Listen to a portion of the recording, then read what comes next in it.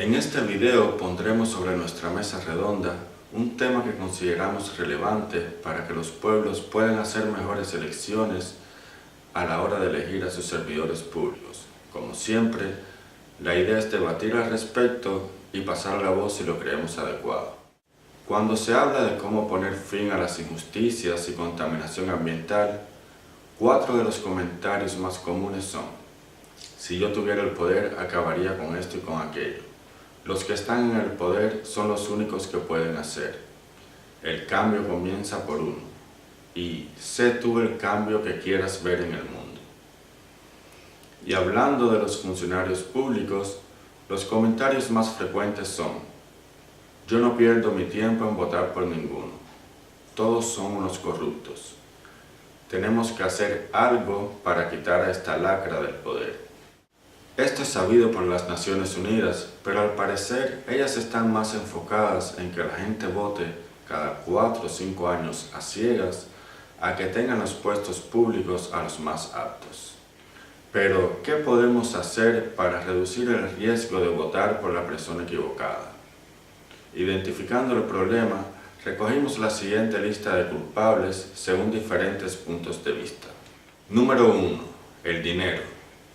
Aunque en el momento de su creación fue considerado un adelanto por facilitar el intercambio, para algunos su existencia es la causa de muchos males. Por otro lado, sus defensores dicen que el dinero por sí solo no puede hacer daño, que el problema está en la forma en que se obtiene y el uso que se le da.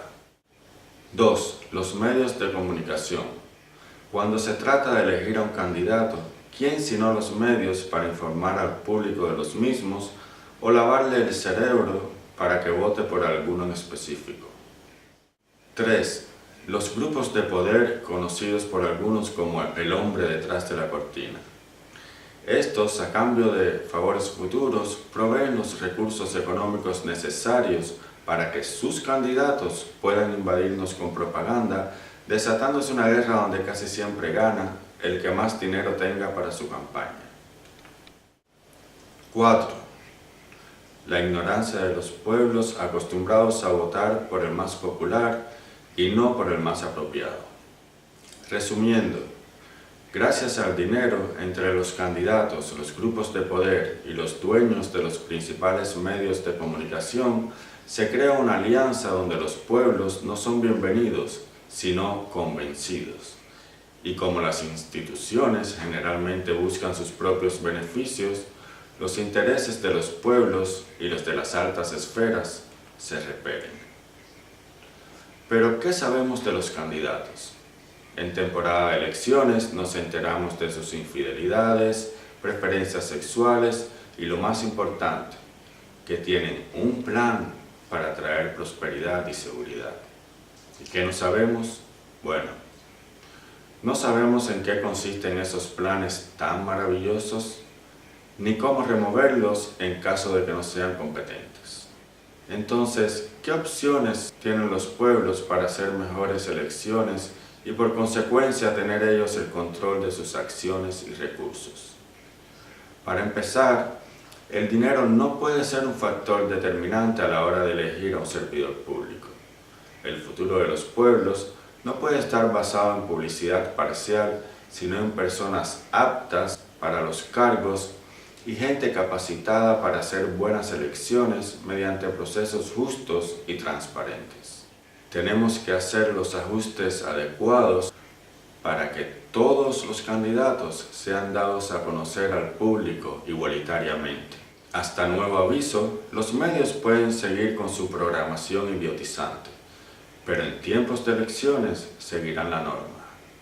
Nada de famosos influyendo en la opinión pública para que vote por fulanito, la misma cantidad de tiempo o espacio para todos, fuera del tiempo o espacio establecido.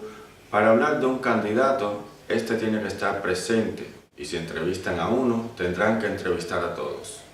Y para acabar con el truquito de hacerle las preguntas problemáticas a aquellos y las convenientes a estos, si le hacen X pregunta a uno, tendrán que hacérsela a todos.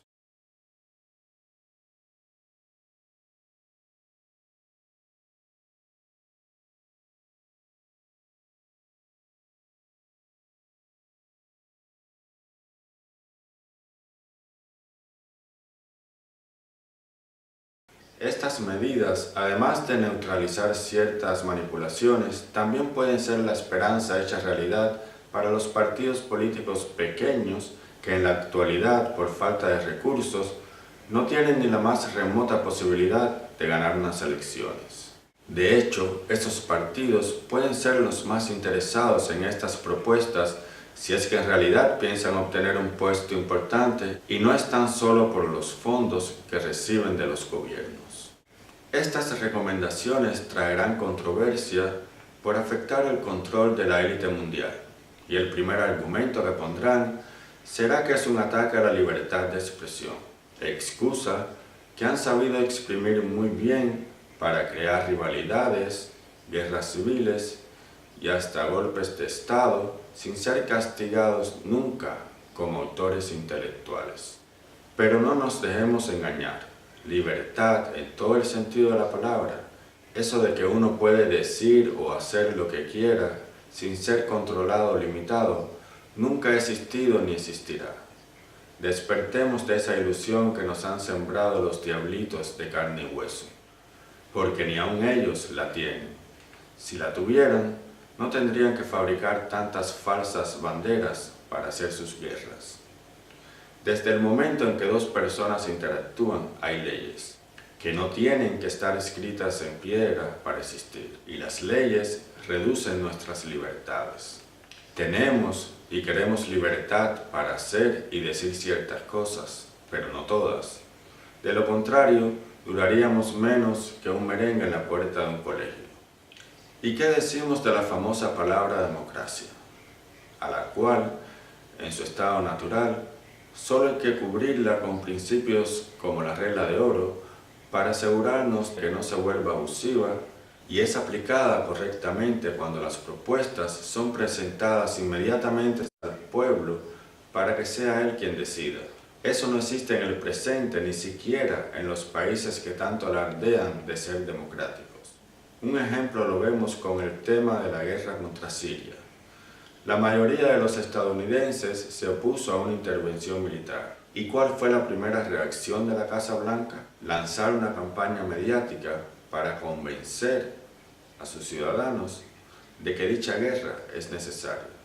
Eso de lanzar campañas el tiempo que sea necesario para acostumbrar a la gente a una determinada acción para después, y solo después, ejercerla, podrá llamarse manipulación, conspiración, psicología, descaro o lavado de cerebro, pero está muy lejos de ser democracia. Seguramente alguien está moviendo su cabeza ahora y diciendo, yo creo que se necesita más para derrocar este sistema que discrimina a los candidatos que no tienen los millones necesarios para hacer buenas campañas. Y quién sabe, tal vez podamos encontrar lo que falta en el centro comercial más cercano. Tal vez los pueblos deban verse como grandes empresas. Si nos la pasamos quejándonos de las exitosas multinacionales, ¿por qué no copiar algunas cosas de ellas? Por ejemplo, la manera en que consiguen personal cuando lo necesitan. ¿Quién ha visto que una empresa seria se deja llevar por sobornos y súplicas a la hora de contratar a una persona o permite que sus empleados instalen cámaras de seguridad para vigilar a los dueños? ¿Dónde se ha visto que una empresa enfrenta a los aplicantes para que se saquen los trapitos sucios o tenga que esperar años para despedir a un inepto? En cambio, si haces bien tu trabajo, no andan mirando de qué nacionalidad eres y hasta te puedes jubilar con ellos. Y cuando hacen la famosa pregunta, ¿por qué crees que deberíamos contratarte a ti? Que el entrevistado diga porque yo tengo un plan no es suficiente, porque ellas ya saben lo que quieren y tienen sus planes hechos. Si buscan especialistas es para que los concreten. Y algo muy importante, ningún empleado puede hacer nada sin su autorización. Los dueños de las multinacionales tienen un sistema tan efectivo que son capaces de abrir sucursales en zonas donde los comerciantes locales no se atreven. Y estando ellos del otro lado del Atlántico, nadie puede meter la mano en la caja sin que se den cuenta y despidan al infractor. Así de fácil. En cambio, nuestros empleados públicos nos espían, se suben los sueldos sin contar con nosotros, nos roban y mienten en nuestras propias narices, y aún sabiendo quiénes son, no los podemos despedir. Es más, si les reclamamos pacíficamente, con suerte recibimos solo bastonazos y gases lacrimógenos de los guardias que mantenemos para que nos protejan. Tengamos presente que hay tiempo para todo, incluso para las frases célebres, las cuales deben ser aplicadas dentro de su contexto para evitar errores capitales. Todos hemos escuchado en más de una ocasión que el cambio debe comenzar en uno, pero como bien dice la frase, ese es solo el primer paso. No esperemos ser perfectos para salir a cambiar el mundo, porque de lo contrario nunca lo haremos. Sentir la urgencia de un mundo mejor y trabajar en equipo para hacerlo realidad es una prueba de que ese cambio ya comenzó en nosotros. Lo que falte, lo obtendremos por el camino ayudando a otros. Gandhi dijo, sé tú el cambio que quieras ver en el mundo. Pero antes de malinterpretar su consejo, recordemos que él fue capaz de movilizar a millones de personas. Que nosotros seamos el cambio que queremos ver no quiere decir que si reciclamos, los demás también lo harán. Si fuera así, se cumpliría también para los que no reciclan y por consecuencia todo seguiría igual o peor. Tampoco acariciemos la idea de que el cambio no es obra de una generación y entendamos que el mismo depende de nosotros, los que estamos vivos. Rompamos el patrón que hemos heredado de nuestros antepasados cuando tomaban descontroladamente lo que se les antojaba, pasándole las deudas a las generaciones futuras. Si nosotros no ejercemos nuestro poder para restaurar este paraíso terrenal, ¿quién puede garantizar que nuestros hijos lo harán con la lluvia torrencial de ideas negativas que reciben a diario por los medios de comunicación y entretenimiento? Conclusión. Principios justos, igualdad para los candidatos y pueblos bien informados sobre sus intenciones y capacidades, con autoridad para remover de los cargos públicos a los incompetentes, pueden ser parte de la solución. Si nos comprometemos, unidos y organizados, podremos. El cambio depende de nosotros. Muchas gracias.